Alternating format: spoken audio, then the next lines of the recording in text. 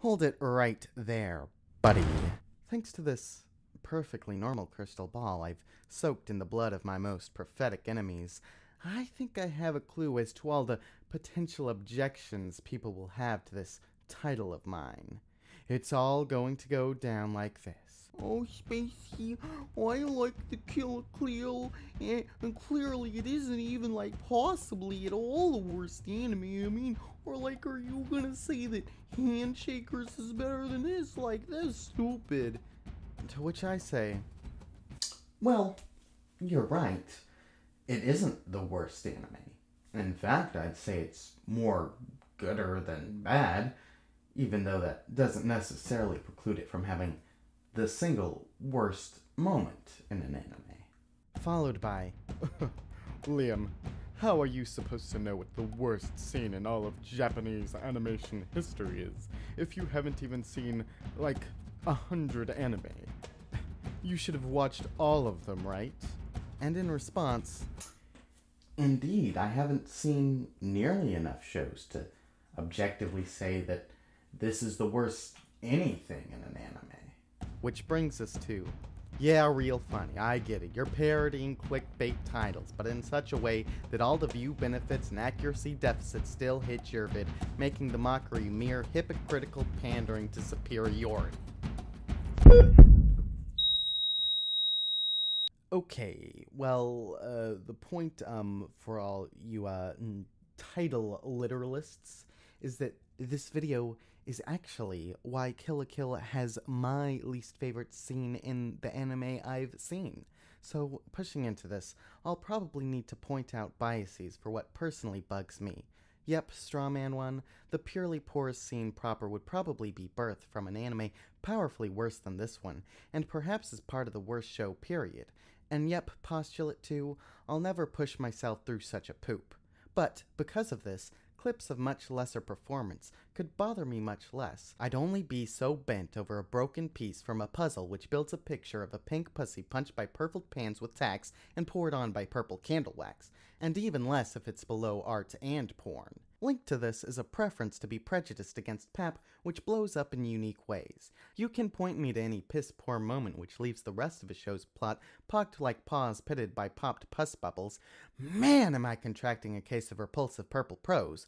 But I can show you another gazillion examples of who cares whatsoever the show probably didn't even make sense before that scene. Ideally, for a worst scene, I'd like something which both exemplifies a wider problem within the medium or art as a whole, while simultaneously damaging the way I read the show's themes or characters or whatever in a more unique way than a simple contradiction or nonsensical action. And the scene I'm going to be talking about hits both of these criterion with unstoppable force. Any scene that accomplishes these essential tasks for becoming a memorably bad piece of fucking shit then enters the bonus round, where it can rank in the big bad bucks for making me feel like I'm being lied to, and for in some way unfairly desecrating or insulting other shows, while being a really very bad piece of fucking poop. And that's where this increasingly mysterious and pedestaled turd truly excels. But to extend the tension ever more, and keep in line with this video's theme of subjective personal criticism, I'd like to reconstruct a little real-life scene from my experiences to illustrate just how much of an impact this back-end expulsion of an opening scene has had on me. So, I was just sitting at the old top of a lap finishing my Baller as Cinderella anime cipher when I realized something. Perhaps this erratic flow from fast to slow over and over is under ideal for developing a sense of progress. Nah, this shit is fire. It's just too avant-garde for simpering simpletons to grasp. You know what? I enjoy my own music so much, I might as well reward myself. Time to watch some of Japan's cartoons. Alright. Kare Kano, I was on episode 8. No, wait, yeah, I've seen this before. Not gonna rewatch that right now. Number 9 then. A very special episode, I'm sure. Wait, playback? Maybe I am gonna rewatch episode 8. Whoa, wait. Is it actually just showing all the episodes and fast forward? I'm actually going to rewatch episode right now, then. You know what? This is a pretty clever gag on recap episodes. Visually unique and fits well within the genre. And that was when I remembered something. No, it can't be, but it has to be. Oh my fucking god! As my rage mounted, I had no choice but to cut my second viewing of Kare Kano's first 8 episodes short. Fury had overcome me with the memory of KlK's 16th episode. Now its recap false out gag wasn't just insulting in the context of the show itself, but the whole joke itself had been copied directly from one of the main mentors of the show's creator. This was inexcusable. So much so that I had just kept cycling there in a pace that had lost any such direction that mere pacing could ever have. The hatred holding my heart only growing as my mind explored new angles with which to critically wound the head of the episode, or merely went over grievances already uncovered, repeatedly growing in volume as they came to swirl around my head inside like a whirlpool of blood and hormones, and I was doing everything in my power to stop this feedback loop of critical detestment, running my face over gushing water in some futile attempt to wake me up or wash my sins away, pissing, trying desperately to keep the camera out of the mirror's reflection. Still, I stood in the same place after atonement, relief, and running. But as I hid that collective mind's eye from my view, I came to realize a solution to my problems. A video, one with which I could show my wounds to the world and wipe away my pain in mutual understanding.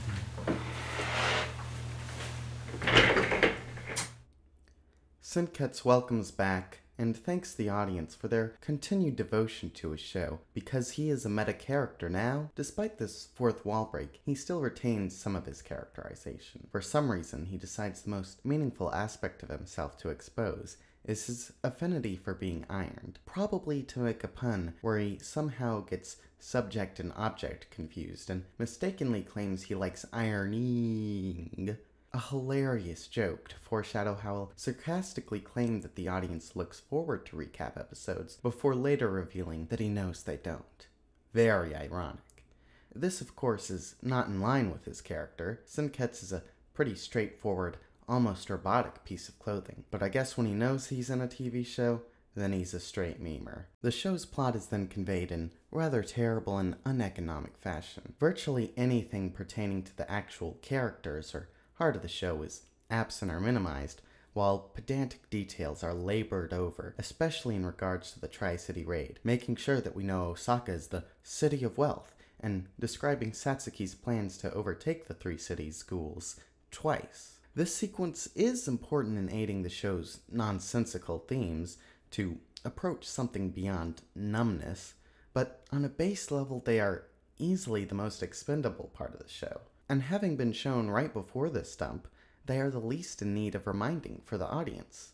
Unless the idea was to minimize jarring that audience from coming back to Kansai Carnage after visiting the atemporal metamass that is Recap Land. That visit lasting precisely 1 minute and 24 seconds, in case you were wondering. Syntkets explains this intro-fitting recap length as a product of the breakneck pacing that is a hallmark of Kill la Kill. But does neck-breaking speed really mark the hall? I'd say its pacing is very distinctly not too quick, really, at all. There is a general illusion of speed, with the generous amounts of animation compared to most TV anime, and the cramming in of little jokes and asides. But the larger pieces themselves, which a recap can count itself among, are not in huge number given the quadruple six-pack of titillating inebriation the show totals. Lots of episodes function solely on an allegorical level, without really progressing the plot forward, including arguably the entire Tri-City raid arc. Some are basically half filler, like episode 2, where we're introduced to Mako's family, but that doesn't fill a whole episode, so a second sequence of Ryuko saving Mako while being embarrassed about the skimpy Senketsu is shown.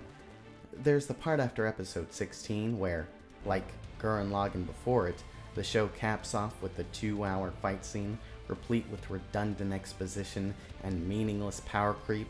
There's the fact that I literally skipped episode 15 and didn't realize until well into 16, because the only movement the characters have undergone since the end of episode 14 is Ryuko's adorning of Senketsu, hilariously letting me recap the 15th episode before rewatching it.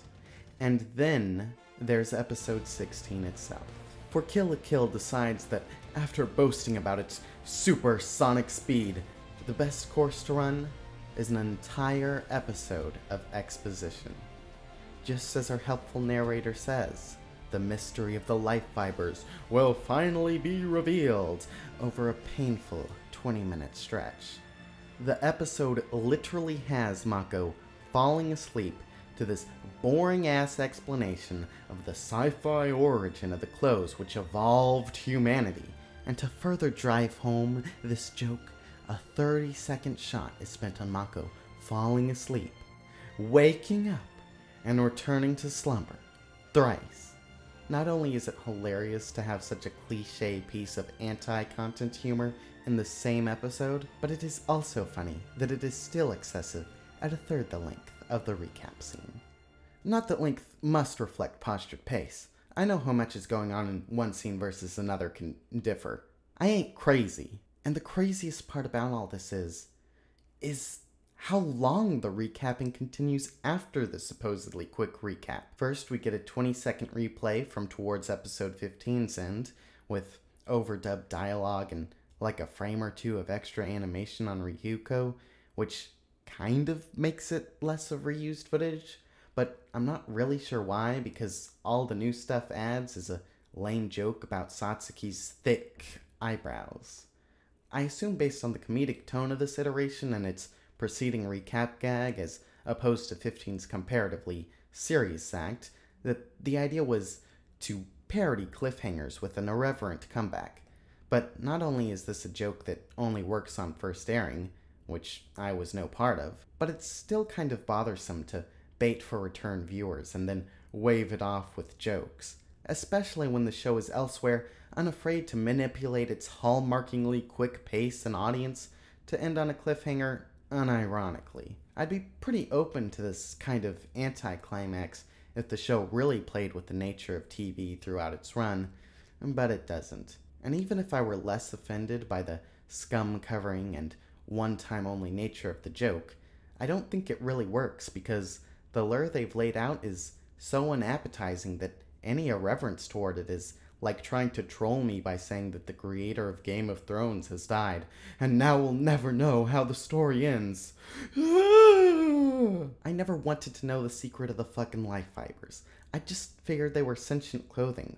What else is there to know, like Lamau? But because of the, in my opinion, show-ruining twist, yeah, I more than sorta liked this show before this episode, that the life fibers are from space. The show tries desperately to hype the unhypable. First with Ragyo, then with Satsuki, and then with Sanagayama, and then with Meta Senketsu, and then with Wait, what? Yes, the rerun still races on. 'Cause 6¼ minutes into episode 16, a quarter of its whole runtime, we get this little dialogue. She got us, but we're still alive. As long as we're alive, we can fight. You're right. Ryuko-kun, I'm amazed you fought Kiryu and Satsuki to a draw. Well done. Come, the tides have turned. There is no reason to keep secrets any longer. It's time I exposed everything to you. Which follows this conversation at the end of the previous episode. That battle cost us most of Nudist Beach's forces. Still, we should be grateful that we're alive. You fought Kiryu and Satsuki to a draw. That was impressive, Ryuko-kun. Come with me. I gave you my word. It's time to tell you everything. Why are these characters having the same conversation in 2 different locations? Why is Ryuko still acting surprised by the fact that she's finally going to get the answers to the questions no one's been asking? Why do the screenwriters give some vapid appeal to the scene being different with slight, pointless changes in speech? I can only assume that in watching this episode we have been, in the conceit of the narrative, if not reality, transported into some other world where the first 15 episodes of Kill la Kill have aired, but there was no discussion between Nuda Speech and Ryuko at the end of them. Seriously, what is even going on with this show? Do these people even know what they were doing? Yeah. Look, I'm gonna be honest here with you. The creators here are probably very aware of all the errors I've spotted here.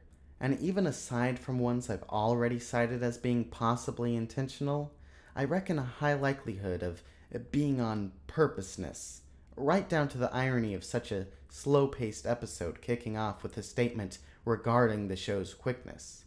That may be the very irony that Senketsu refers to at the pullback of that kick. There's even certain implications where you could read the entire episode as a recap. The characters themselves are all looking back, explaining past events, and when Senketsu goes into his flashback, are establishing shots as not of anything relevant to the scene or that could place us in space, but it is instead of a spinning object, emphasizing the circular nature of recounting past events. Now there are 2 major ways we can read this, with a few branching paths from there. Unfortunately, none of the endpoints make the scene look any prettier. First, we can assume that the Trigger folks are true planners.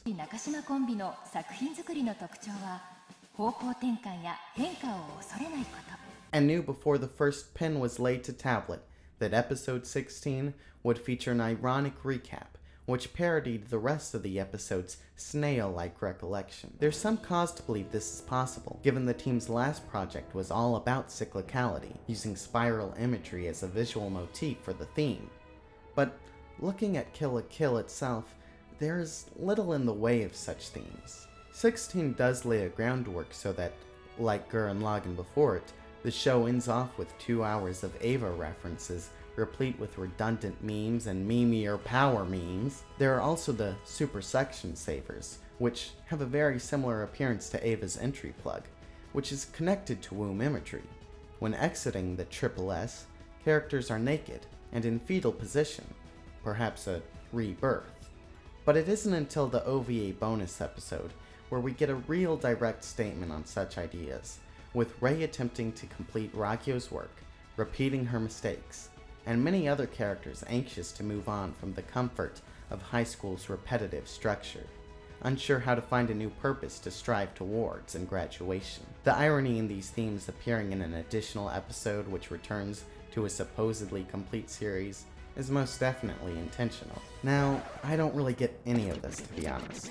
If we take it as part of an overarching theme in Imaishi's career, it makes no sense at all. Gurren Lagann used looping structure to comment on how the daily grind can lead to constant incremental improvement, and history's tendency to repeat itself. These repetitions operate more on the level of artistic copying, memory, and complacency. Not to say that these ideas can't be brought together, but Kill la Kill certainly isn't doing it. This only gets weirder if you bring Luluko into the fold. After Kill la Kill decries trying to hold on to your high school years, Luluko goes back to middle school and features Kill la Kill in-universe.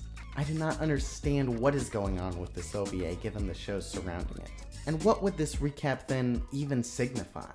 That we're about to witness an ending which has similarities to Gurren Lagann's? Why? I really can't pin down the loopy themes on a meta level.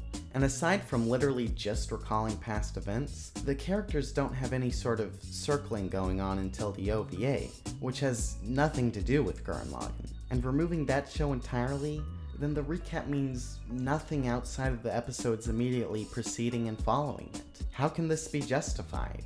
'Cause it's nonsense? This show doesn't even explore nonsense in a sensical way, and actually being just nonsense and saying that's okay is the artistic equivalent of saying that Bigfoot exists and asking me to disprove it.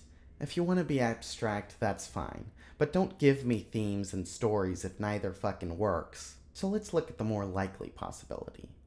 No, not likelier than fucking Bigfoot. More likely than a well-planned kill-to-kill. キルラキルの脚本も初期とは全く変わってしまったといいます。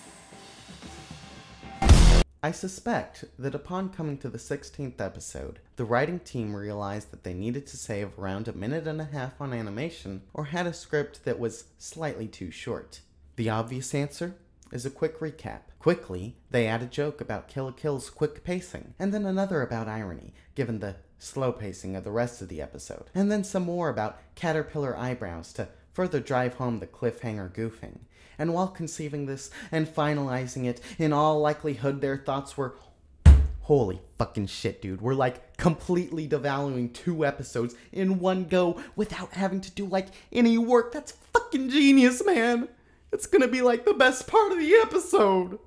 I say this because if I were writing this episode, those would probably be my exact thoughts. Just the way that art goes. A more improvisatory scenario like this would explain why most Gurren Lagann similarities and cyclical themes appear at or after this episode, and why they don't really fit in with the show or Imaishi's meta-narrative. But that doesn't mean we can't rule out a cohesive idea from the episode standalone. Even disregarding a broader context, for example, within episode 9 of Kare Kano, 3 other recaps of the same information are shown, which culminate in a statement on the dangers of trying to boil down information. First, we see all the episodes sped up, with dialogue further explaining their events. All the information is there, but in incomprehensible pace. Then, immediately after, we get 2 girls making rumors, who get a lot of context right, but draw the wrong conclusion about where the protagonist's relationship and academics lead. Then we get an opportunist, who manipulates the facts her classmates know to weave a false narrative about our heroine, who then delivers the final recap on her freshman year, declaring it time she created a new start for herself after finishing. But since her perspective is only inward, she misses the conspiracy which has grown around her that will prevent her plans for rebirth. Returning to KlK, I see 2 interpretations. 1. Because the rest of the episode is good, recaps are actually a good thing, and the disses towards them were ironic. Really, all kinds of artistic forms we consider as being bad can hold merit. I don't really think this is supported by the show. If it is the point, it was poorly conveyed and not at all explored. 2. The joke is that in telling us the show is exciting, they are really telling us it's boring. Fuck off. Oh yeah, the point is that, nothing happens and we're wasting our time. Oh, bra fucking vo. That was real clever when Andy Warhol did it a half a century ago. Not that he would have minded your ripoff, given copying was his speciality, you unoriginal hacks of content stealing. Myself, I prefer more peaceful grabs. Like Booty Chest, the only premium knick-knack service an otaku could need, and at a paltry $26.66 month after month after month, it's a steal. That's a savings of nearly $100 off the cost of an average date. And who needs that when you can take one of our premium mangas, crawl into bed, and play some classy jams for a jolly good time. Okay, first of all, don't think about that too much. I'm underage. And second of all, that's kind of the reason why this scene takes on a whole new level of terrible for me. The music.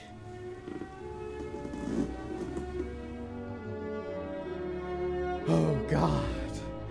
God, please make it stop!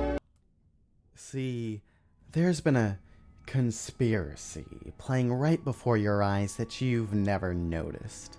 Many works like to use classical music over scenes, both harmonious and comically or unnervingly discordant with what's being shown. This is not in itself a bad thing, and many iconic scenes are built upon excellent use of the tactic. But sadly, like any good idea, the use of these legendary works has been increasingly reduced to opportunistic appropriation. Many creators are content using the same few tracks as the basis of their scenes, and over time this habit becomes worse. Works like Thus Spoke Zarathustra have become so ingrained in parody that audience members have been conditioned to laugh at the moment of hearing it in inappropriate contexts, its original meaning being completely substituted for use as a mimetic laugh cow. Regardless of how funny the scene's content really is, the indoctrination is complete, and any handful of tracks can inspire a bout of quick laughter. And yeah, I bet you thought it was real funny when I was using the music from 2001 back there. Ha, it wasn't funny. I was ironically using Ligeti's music, ironically.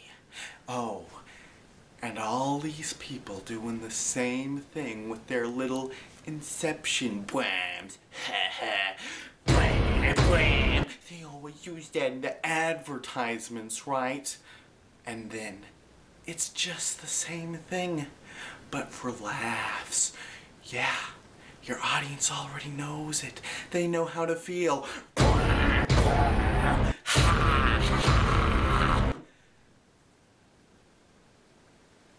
Of course, even I have some semblance of dignity with the music I choose to make a point of this tactics laziness, going instead for the avant-garde 20th century piece, rather than the relentlessly memed upon Blue Danube.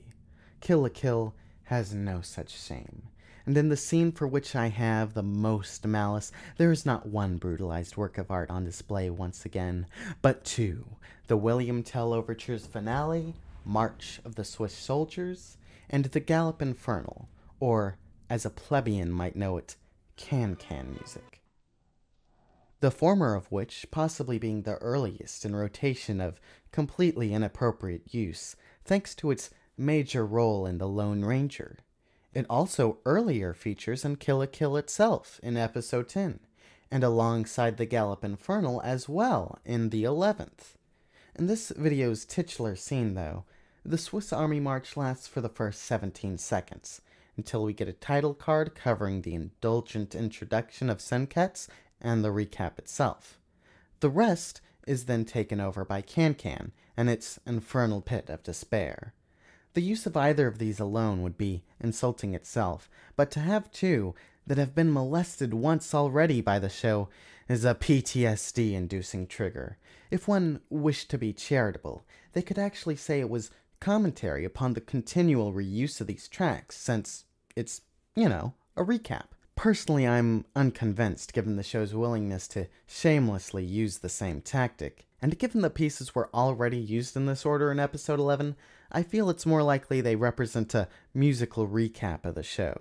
Either way, I don't like it. 2 songs is too little to properly parody the trope, and much too little to provide an overview of the show's sonics. I understand why you wouldn't use Blue Danube here. The Serenity contrasting action gag doesn't work if your joke is about how fast you're going, but I don't see why Under the Double Eagle, Light Cavalry Overture, and Beethoven's fucking Fifth couldn't work here. And not to mention, the actual soundtrack of the show. Of course, using only 2 pieces is very convenient. After introducing himself, Senketsu lets the title card take over, and its shing provides a convenient transition from March to Galop. Since there aren't really any other good swapping points, to introduce other tracks would create a lot of dissonance and an abruptness of change. In an abstract way, there is some aberration in the minimalist approach, since the recap of the words fits the recap of the visuals, but the music only represents one aspect of the series, which isn't very representative of the show at all. Despite the meaning mismatch, keeping consistent tempo and timbre is more significant to how easy the audience takes in the data, because our ears are a lot more sensitive to disorder than our eyes or even minds are. There's a very primal reaction to sound, because it is harder to connect directly to the mind. What constitutes a sound that should worry is more abstract than an image that should. I guess, maybe. I ain't a scientist in a relevant field. In general, though, there's a lot of effort going into avoiding any sort of challenge to the viewer in the sequence, while still maintaining a sense of being blazingly fast. The full names of 3 of the Elite Four and 7 of the school's clubs are rattled off, Even though this superfluous information betrays the supposed density of the scene, it provides a good illusion of speed, since the speaking pattern when delivering such a list is allowed to get faster and can develop a pleasing rhythm to the ear, unless you're the dub actor and you got no flow. Same applies to how the sequence is edited to the beat of the music. Satsuki plans to conquer all the schools in Japan using Goku uniforms. Despite the rapidity of the cutting, the evenness allows for a very smooth viewing. In contrast, the Kare Kano recap, while not abrasive, is a lot less clean an experience. Adding sonic variety, two narrators bounce off of each other, each of whom have more varied intonations than Sunket's, the pace and moods of which don't necessarily match the music's tone. The sped up footage of the show is hard to keep track of, and has no hope to sync with the music or between different episodes. Since all 8 have to be fit into a single screen, the aspect ratio is fucked, so the image is stretched, leaving everything too tall. Whether you find that or haphazardly applied letterboxing uglier is probably a matter of taste.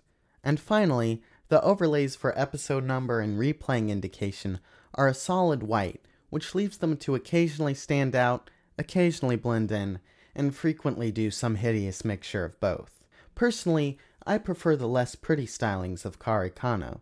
To me, it is a more honest rush, and conveys better a sense of panic and overload than KlK, despite its narrators talking slower and occasionally even in soothing voices, though at other times actually obnoxious voices, as opposed to the sterile, salesman speech of Senketsu. The odd thing about all this is how very willing KlK is to break a traditional sense of aesthetic beauty or narrative cohesion to further ideas and humor, be it using tweening as a funny substitution for actual animation, or a boring episode and recap as ironic substitution for good writing. But I've swung Trigger Zone pitches enough times to not stop here. Maybe they've sacrificed the accuracy of the musical replay to instead focus on the meanings of these two particular tracks, and how they relate to this scene or KlK as a whole. No. The most charitable take on this you could make is that the indecent exposure men and women committed when they performed the can-can, and the culturally accepted exposure women commit when they perform the can-can, as well as the blasphemous nature of the Orpheus in the Underworld opera, which provides the most famous musical accompaniment to the dance, are parallels for the sexualized and irreverent KlK. I don't really buy this, since most of KlK's eros comes from clothing, or lack of it, rather than the intentional subversion of very covering skirts via the acrobatics seen in the can-can. And the 19th century scandal around the opera's tackling of Greek mythology and affair, again, doesn't match KlK's non-traversal statements on clothing and fascism. And yeah, Greek mythology and love. Not really connecting to the show on a narrative level either. Looking then to the finale of the overture of the William Tell opera, we can see a connection. Fighting. Okay, look. William Tell is this important Swiss legend, or real dude, depending on who you ask, and his story is all about Austrian colonialism in Switzerland. See, for 100 years the Austrian government has been ruling the Swedes, and in commemoration of the anniversary, the emperor and this dude Gessler put a hat on a pole and command their subjects to bow before it. And everyone is lowering themselves like dogs, but William tells it how it is, and he's like, no, this actually sucks. Enraged, Gessler sets up a scheme where he's like, alright dude, since you love your son so much, why don't you just arrow this apple on his head and I'll let you off scotch-free. But if you don't take up my bet of debt, then you both die for sure. And Tell's like, damn, even though I love Rob, I gotta take this shot. But since he's so pro, he hits that apple without leaving so much as a shifted hair on his son's head. Like seriously, he's so good with the bow, he probably could've 4K 60 FPS no-scoped that sun symbol. Unfortunately, Gessler notices a second arrow on Tell's person, which he planned to use to kill Gessler on purpose if he killed his son on accident. He and his son are then sentenced to be eaten by the reptiles of the lake. However, there's a big storm going on, and the crew can't handle it. Tell, elite ship steerer, takes over and returns to land, where he executes Gessler, inciting revolution in Switzerland that will earn their independence. Now, this is a fairly far-stretched tale, but the significance is hard to understate. He's like a George Washington of more questionable historicity. In the country, about 60% of the populace believe that Tell is a real dude. Or, to put that in perspective, about 3 times as many as those who believe in God. The fact that his story and that of the revolution at large has been transformed into a joke by musical illiterates is pretty insulting. I mean, I'm not going to say that its use in KlK is as offensive as taking this symbol of Swiss rebellion to oppressive colonialists and appropriating it into a theme song for going out to kill Native Americans, but what references to superpowers' control over smaller countries there are in KlK aren't great fits, and the specific moments in which the songs are used don't fit. At all. First, we've got Nonon using it on Ryuko. No. Then, we've got it as the background to Meta Senketsu introducing himself, which is maybe more accurate, given he's on the revolutionary Ryuko's side, though Satsuki's more ideological revolt against her mom works a bit more, if not particularly well. Of course, Galop Infernal is the track that actually plays over discussion of Ryuko's rebellion, rather than the dance playing over the cheery musings of self-aware Senketsu. Again, this is for presentation reasons, since the march has this feeling of stuff ramping up while the Galop is more explosive and static.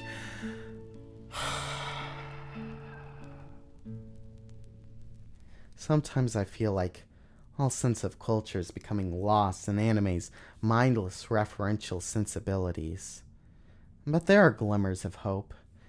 I was watching The Wind Rises shortly after setting my sights on this video. In it, on a trip to Germany, after a failed plane test, our hero and a coworker come across an open window playing Winterriese, which is noted as being perfect for them. I had never heard of this piece before and paused the film to look it up.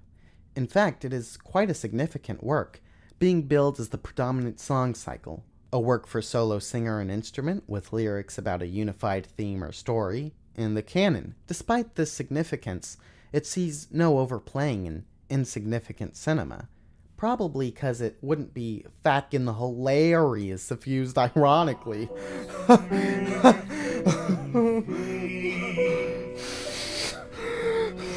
The subject matter fits. A walk in the cold winter, mourning the loss of a loved one, or the creation you've worked so hard to breathe life into. The piece also works to further establish the 1930s German setting, since it is a German piece written and recorded around that time. And the piece is perfect for the characters in ways they can't even realize. The songs describe many ways in which its hero hopes to escape from winter, dreaming that spring has arrived, and imagining the wind to come in and sweep the snow away. Two of the most prominent themes in The Wind Rises being rising winds and dreams, metaphors for Horikoshi's aspiration to create works of aviatory art and the eventual ascent to the vehicles those dreams create, until their inevitable exploitation. I don't think this is a perfect use of external music. Most of the time I would prefer a longer excerpt to really let the scene play around and interact with the piece in different ways. You'll notice that the Blue Danube, March, and Galop are all played for fairly short amounts of time to keep up their comedic value. Ironically, a short borrowing of a track is more exploitative, taking a quick snippet to just convey the idea of humor to the audience, while outright stealing huge chunks of a piece forces one to be creative and transform the old into new through your own process. The latter happens to a certain extent during Nonon's fight with Ryuko. While I think the other sounds can sometimes overwhelm the samples here, I do appreciate the longer playtime they're given. It's also nice that we have the context of Nonon being the band club director, even if some of these tracks fit neither what you would expect to hear a high school band to play, nor the technical wizardry the godly students of Hinoji Academy in particular should be able to pull off. Though, given the songs just come from Nonon's Goku uniform and seem to be redundant to the added electronic bass which seems to actually attack Ryuko with its sound waves, I wager Nonon just can't fight without her music, aside from when she does. But with all that said, I still would have preferred KlK to joke with its music. Giving a proper collage of the sounds along with the sights of the show would be a proper evolution of Kare Kano's gag. And even just resorting to creating another track that was made to be comedic with wacky sounds or a ridiculously high BPM would help to create a sense that I'm watching something original rather than a pastiche of elements, pastiched by far too many beforehand. Make new things. You know, YouTube analysis is an inherently reactive medium.